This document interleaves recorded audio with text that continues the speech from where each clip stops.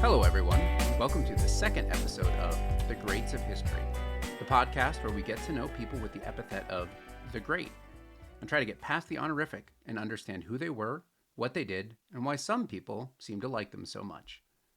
Last time, we got to know Sargon the Great, who history records as the first person to rule an empire and seems to be the oldest historical figure with the epithet of the Great. Today, we will meet the very first Egyptian pharaoh, Thutmose III, who came to rule in Egypt in the middle of the second millennium BC during the 18th dynasty. Now, hopefully, you're immediately yelling at me, wondering, how can someone be the first pharaoh if this guy was preceded by 18 entire dynasties? Good ear. Bonus points for you. Bear with me, I'll get there, but I am glad I got your attention.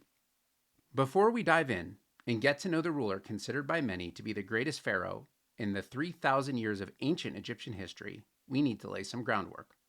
This is important to our first subject because to understand him, we need to understand the remarkable culture from which he came. As such, this episode will end up in two parts. The first part will give a not too brief but not too long overview of Egyptian history and culture, all the way up to the point when Thutmose III assumed sole control over Egypt. Part 2 will be an exploration of that solo rule and what Thutmose did to earn, or not earn, the title of the Great. It takes a bit to get there, though, because you see, Egypt history is long. Like, really, really, really long. Unlike, say, the Akkadians or the Sumerians, a simple description of Egyptian chronology itself would be a 20-podcast series. Come to think of it, has anyone done the history of Egypt? If not, I call dibs. So, before we get too far, I needed to say that this episode will cover a lot of ground, and even this background will by necessity be a bit cursory. There are two reasons, though, that an overview of the rise of Egyptian civilization is crucial. First, our next subject in this series is also an Egyptian pharaoh, so setting context is doubly important. Second, Egyptian history, like that of most ancient cultures, dates way back into the fog of prehistory, so the earliest days are a matter of conjecture. But the Nile is, well, the Nile, and people have been flocking to its waters for a long, long time. Far longer than our ability to assess, document, and analyze through recorded history. To do justice to our subject today, we have to cover some basics about Egypt, its geography, and the most important character in its long history, the Nile. You see, in many ways, the Nile is the central character in Egyptian history. It's the one thing consistent across millennia, throughout the country's often chaotic swings between an astonishing variety of people and rulers, from indigenous kings to foreign conquerors. The Nile did more than nourish crops. It cultivated power. Egyptian history often refers to Upper Egypt and Lower Egypt, or the Upper and Lower Nile. If you picture a map of the country in your head, you might assume that the upper region is the Nile Delta, where the mighty river flows into the Mediterranean Sea. Keep in mind, though, that the Nile flows south to north. As such, the Upper Nile region is the southern part of the country. The Lower Nile is the northern part. This can be confusing, but it's an important distinction because the unification, severing, and reunification of Upper and Lower Egypt is an important theme in the country's history. The Nile is famous for its regular floods, which follow the rainy seasons in Ethiopia. The surging waters bring mineral-rich soil and silt deposits. When the Nile floods, which it did in antiquity with almost clockwork precision, it deposited these precious sediments along its banks. As the floodwaters receded, the process created a narrow but fertile band of land about 2 miles wide on either side of the riverbank. This made agriculture extremely productive, despite the otherwise arid nature of the regional climate. Crops need two things above all else, water and sun. The lands abutting the Nile had both in abundance. As we saw with the Sumerians and the Akkadians in the previous episode, surplus agricultural productivity results in social hierarchy and labor and economic diversification. A society can only have priests, administrators, artisans, merchants, and even kings and queens if those people don't have to toil for their daily bread. Thanks to the Nile, the region was exceedingly productive, yielding great surpluses. It's almost as though it wasn't just great harvests that grew from the nourishing waters of the Nile. It was grand monuments, temples, cities, palaces, etc. that sprung from the sacred river. The Nile allowed trade and commerce. It facilitated movement of armies. Local winds blow from north to south so a ship could travel south under sail. But the current flows from south to north so ships could also travel with the current. There are a series of shallows and rapids in the south of Egypt, but for most of its length, the waters are placid. All this added up to making the Nile uniquely navigable. Given its importance, the relationship between a ruler and the river was a key element of royal legitimacy. You cannot overstate the importance of the Nile as a central character in Egyptian history. As might be expected, the Egyptians had a powerful god in their pantheon, Hapi, who was not the god of the river, but of its annual flood. Hapi was male and wore the ceremonial false beard so common in Egyptian iconography, but also had large breasts and a big belly to symbolize the fertility of the Nile. His responsibilities in the Egyptian religion underscore how important the annual flood was to Egyptian life. Hapi was in charge of ensuring order in the cosmos, maintaining balance, keeping harmony, etc. He was a benevolent father who watched over everyone. The rulers of Egypt needed to be on good terms with Hapi, and, for that matter, all the gods. In a society where authority was bestowed upon rulers by the gods themselves, and the king was a living god, a failed harvest or a severe drought or other such calamity was a sign that the gods were displeased and that the king had failed. The ancient Egyptian religion evolved over centuries, with some gods rising and falling in favor over time, but the core of the religion always reflected a complex pantheon of approximately 1,500 major and lesser gods, each with their own stories, personalities, responsibilities, jealousies, loyalties, relationships, loves, hatreds, etc. For the Egyptian, the spiritual world was very much present in the temporal one, and maintaining the favor of the gods was an important part of ritual and spiritual life. The Egyptians themselves had no word or concept of religion, as they drew no distinction between earthly and divine realm in day-to-day life. Everything coexisted. The gods were always present. A complicated temple culture arose, and the priestly caste was a powerful element of Egyptian society. This all culminated with the pharaoh, who was seen as the intermediary between the people and the gods. The Egyptians had a concept called ma'at, which represented harmony, balance, truth, morality, justice, essentially all the virtues combined. The pharaoh was, above all else, entrusted to keep Egypt in alignment with ma'at, and there was no stronger signal of misalignment or proof of failing to live in ma'at than a failed annual flood of the Nile. No flood, no food. Using the iconic pyramids as a metaphor, the base of Egyptian society, the foundation on which all else rested, was the life-giving waters and minerals of the Nile. Aside from the Nile, the other key feature to consider in the development of Egyptian civilization is its geography. Egypt is bounded by deserts and seas, giving it the luxury of natural borders that aided in its defense. This allowed for a high degree of cultural integration within these natural barriers and gave rise to an integrated kingdom as the core political structure. From a long time ago, there were no Sumerian or Akkadian-style city-state cultures within Egypt. Rather, the geography of Egypt made consolidation into a kingdom a natural political structure. As we will see shortly, this didn't always fully insulate Egypt from the invasions and incursions by barbarians and foreign foes, but it kept the country safer than most contemporary civilizations. This is a big reason it lasted so long.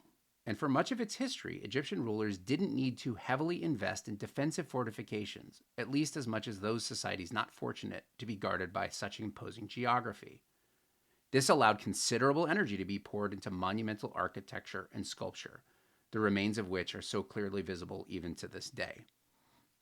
If you think about ancient Egypt, you probably imagine the pyramids, or colossal statues of pharaohs, or richly adorned temples and gilded sarcophagi. Keep in mind that art and architecture are reflections of prosperity. Only once there is a food surplus and positive economic development can a society afford to cultivate the arts. Manpower and calories are both needed in abundance to create monumental works. When considered through this lens, the duration not just of Egyptian history, but of Egyptian prosperity is truly staggering. This was an extremely successful, extremely prosperous society for a long, long time. As for the chronology of Egyptian history, it's so long that histories have broken it into several eras: pre-dynastic, early dynastic, Old Kingdom, First Intermediate Period, Middle Kingdom, Second Intermediate Period, New Kingdom, Third Intermediate Period, Late Period, Macedonian Pyramid, Ptolemaic Dynasty, and Roman and Byzantine Empire. As if this isn't confusing enough, historians also track the rulers according to a dynastic convention, starting with the first dynasty and concluding with the 31st. Although Egyptian history stretches a long way back into the pre-dynastic era and has continued for more than 2 millennia after the end of the 31st dynasty, which occurred in 30 BCE, in events that will be covered in future episodes. But our main focus will be on the dynastic period. Over the several millennia of this era, the kingdom would fracture, reunite, fracture again, reunite again. It's often these shifts in structure that mark historians' transitions from one period to the next, and there were a lot of these transitions. The first dynasty is so recognized because it was under this group of rulers that Upper and Lower Egypt were first united into a single kingdom.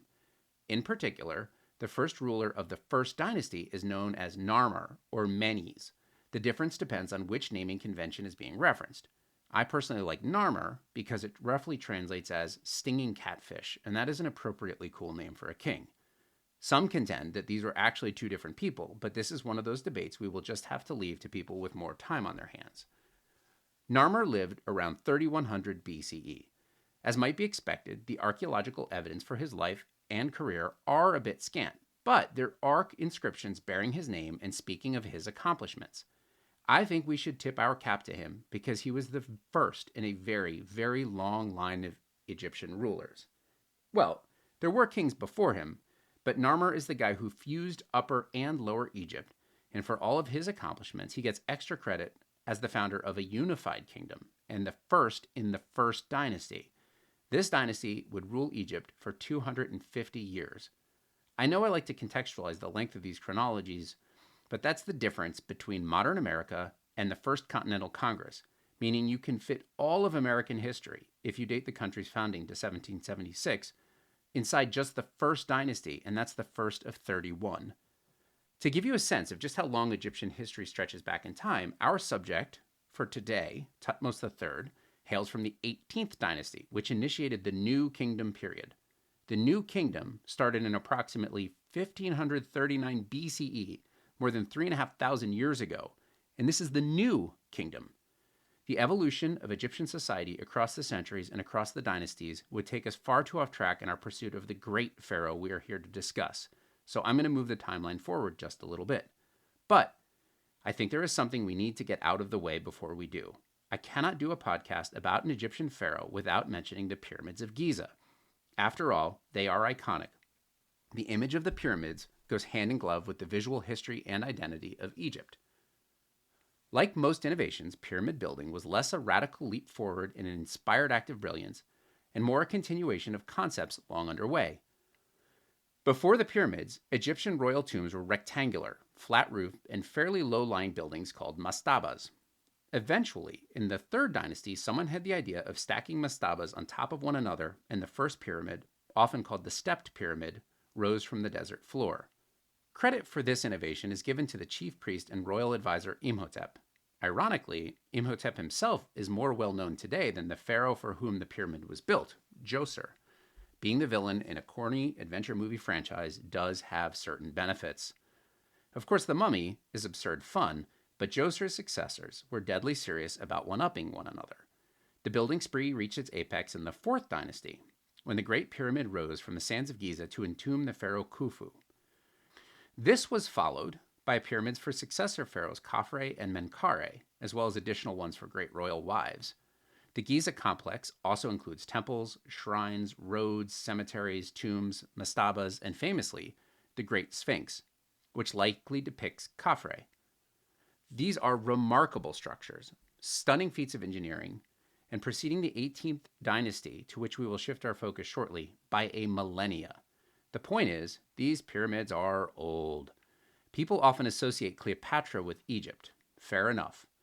Remember, though, we are closer in time to Cleopatra than she was to the Great Pyramids by about 500 years. The distance between the 4th dynasty, when the pyramids were built, and the 18th, which we will discuss today, is the same distance between us and Leif Erikson landing in North America or the modern English royal family and William the Conqueror. Okay, you get the point. These things are old, and Egyptian history is long. I've made that point ad nauseum, and I will stop. Soon, but first, I have to tell you that pyramid building went on for another 1,000 years after the Great Pyramids, and today there are about 118 known pyramids in the country. In fact, the end of pyramid building came with the first ruler of the 18th dynasty, Thutmose I. Reflecting its great antiquity, there is evidence that suggests that by the time of the 18th dynasty, the Great Sphinx was either partially or completely buried in the sands of Giza, and it was only until later within that dynasty, but outside the timeline of this episode, that a future ruler would dig up the spectacular statue and return it to its glory. The 18th dynasty would witness the end of pyramid building and the shift to another iconic archaeological site for royal internment, the Valley of the Kings. Following Thutmose I, founder of the 18th dynasty, pharaohs would begin developing rock-cut tombs in the Valley of the Kings. This dynasty, which would last more than 2.5 centuries, I know, by now you're probably getting sick of me talking about how old and long Egyptian history it is. But keep in mind, the 18th dynasty is just one of nearly 3 dozen, and by itself, another 258 years. The distance between, say, Catherine the Great and Vladimir Putin. Okay, I'm done now. No, really. As we meet the 18th dynasty, it should be said that the division of the dynasties is a modern convention. And by modern, we mean roughly the 3rd century BCE, because that's modern by comparison. It was then that an Egyptian priest in the city of Heliopolis, named Manetho, designed the system to help make sense of the country's long history. While not known as Manetho the Great, he was, at least to me, a heroic figure. He studied Egypt's long history, interpreted inscriptions, organized sources, and laid the foundation for the interpretation of Egypt's story in a way that is still paying dividends today. While he's less well known than the Greek historians Herodotus or Thucydides, he deserves acclaim, so I'm taking a moment to say, thanks, Manetho. His innovation in dating was quite useful, as historians have relied on these divisions as a way of making sense of the comically long timelines. Breaking the history up into chunks makes it more accessible. The dividing line from one dynasty to the next often came from milestone events, and the transition from the 17th to the 18th dynasty certainly reflected such a milestone. All right, we've done it. We've reached the first deeply controversial topic in this episode, the Hyksos. These were mysterious people that grabbed control of Lower Egypt, and remember, Lower Egypt means Northern Egypt, cleaving the kingdom in two and ruling over half of Egypt as foreign invaders for a century. The Hyksos were either violent barbarians who came crashing down on Egypt from Asia with superior weapons and brutal savagery, quickly and violently overthrowing the rightful Egyptian kings and seizing power for themselves. Or they were peaceful and civilized migrants who slowly drifted into the area over centuries, bringing with them advanced military and cultural knowledge, who only stepped in to take control when the indigenous kings struggled and the kingdom teetered. The former scenario plays the Hyksos as a dangerous other, the latter as an advanced and almost benevolent group who offered a steady hand to rule in time of chaos and disruption. This is a matter of much historical debate. It seems more likely that the less dramatic interpretation is the correct one. It also appears that the Hyksos settled in Egypt from Palestine, as is reflected in the excavations of the style of their temples, burials, and pottery. We owe the name by which we refer to them again to Manetho, who used the term to describe this century of foreign rule. The Hyksos, whoever they were and wherever they came from, seem to have been migrants that peacefully settled in Egypt, bringing with them advances in a range of areas, including the horse and chariot, the compound bow, and metal weaponry. These, when combined with local Egyptian knowledge, produced new breakthroughs in language, culture, military, agriculture, etc. But they were definitely not from Egypt. So when they assumed the reins of power in Lower Egypt, the pharaohs down in Upper Egypt chafed at the loss of their territory and prestige. One such pharaoh, Thutmose I, organized his armies and launched an all-out assault on the Hyksos. His campaigns were successful. Thutmose I drove off the Hyksos, reunited Upper and Lower Egypt. Territories on the periphery of the Egyptian kingdom had used this period of instability to make a bid for their own independence. After driving out the Hyksos, Thutmose I then went on to restore Egyptian authority in its dominions of Nubia to the south and Canaan to the north. Neither territory was stoked to be back under Egyptian domination, and the Canaanites will feature in our story to come. But the Hyksos weren't entirely gone. As Thutmose pragmatist that he was, incorporated the superior weapons and tactics of Hyksos into the Egyptian armies, giving them potent tools to defend themselves against future invasions and, as time would tell, new ways to beat up their neighbors. His campaigns also had massive propaganda potential. Painting the Hyksos as barbarian invaders gave Ahmose the chance to portray himself in the best possible light, the restorer of order and a strategist capable of overcoming a wild, vicious foe. Only under Ahmose I had Egypt been restored to living in Ma'at. He was the divinely appointed king that brought the world back to order. The timeless maxim always has a ring of truth. History is written by the victors. For his efforts, historians mark Ahmose as the founder of the 18th dynasty. The infusion of Hyksos knowledge, administrative techniques, and technology into Egyptian society would prove to be a winning combination. Things went well for this dynasty, and rule passed seamlessly from one pharaoh to the next. The 18th dynasty would be, in many ways, the peak of Egyptian civilization. Now, this is a tricky episode because the topic just invites so many rabbit holes and side explorations. In addition to being long, Egyptian history is complicated, and if I do say so myself, quite interesting. So as we get achingly close to meeting the great of this episode, one more background topic on how things worked. Kings and their queens. This is an oversimplification, but a pharaoh would have a great royal wife to serve as queen. Often they were closely related. Full brother and sister, half-siblings, first cousins, whatever kept the royal bloodlines intact. This offends our modern sensibilities, but there is nothing unusual in such arrangements for the royal families and, likely, also within broader Egyptian society. Pharaohs would also, generally, have several lesser wives and still further concubines, often producing multiple children with each. As we will see in an upcoming episode, some pharaohs had a lot of kids. More often than not, succession from one pharaoh to the next went to the oldest son. But this son didn't necessarily have to be born of the great royal wife. The status of the wife did not necessarily translate to the status of the offspring. Age took primacy over maternal rank. And that is the case for this week's subject. Thutmose II, ruled 1493 to 1479 BCE, was the fourth pharaoh of the 18th dynasty. Like many other royals, he took for his great royal wife a close relative. He married his half-sister, Hatshepsut. They were known to only have one child, a daughter named Neferuru. So when Thutmose II kicked it, his eldest son was one born to one of his lesser wives. As far as succession goes, it was pretty straightforward. The only challenge was the young ruler was just a toddler. Even in times when a 10-year-old could be crowned king, 2 or 3 was a little young to be in charge. In such situations, a capable regent would take control and both make decisions and groom the young pharaoh, teaching him the art of kingship, then stepping aside when he reached his majority. Hatshepsut, stepmom to the successor of and great royal widow to Thutmose II, assumed the role of regent to the precocious little king. But Hatshepsut wanted more than to keep the seat warm and to train the young king in his kingly duties.